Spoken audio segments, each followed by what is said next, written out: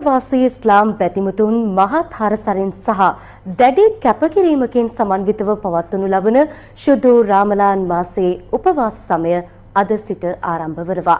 ඒ වෙනුවෙන් මේ මාසය පුරා විශේෂ වැඩසටහන් මාලාවක් සංවිධානය කර තිබෙන්නේ ශක්ති ටීවී නාලිකාවෙන්.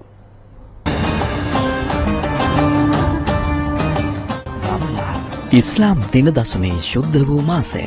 එය ආත්මීය පවිත්‍රතාව, දේව භක්තිය සහ දුප්පතුන් වෙනුවෙන් ඇති අනුකම්පාව වර්ධනය කරන වකවානුවක්. සෞම් හෙවත් නිරාහාරව සිටීම හරහා ඉවසීම, දුරාචාරයෙන් වැළකීම සහ ශුද්ධ වූ කුරාණය අධ්‍යයනය කරමින් පුණ්‍ය කටයුතු වල නිරත වීම මේ මාසයෙහි සිදුවනවා. මෙම සුවිශේෂ කාලය තුල ශක්ති ටීවී නාලිකාව ඔස්සේ වටිනා වැඩසටහනක් විකාශය කිරීමට නියමිතයි. එය නම් කර ඇත්තේ අරුල් නිරයි රමලාන් යනුවෙන්.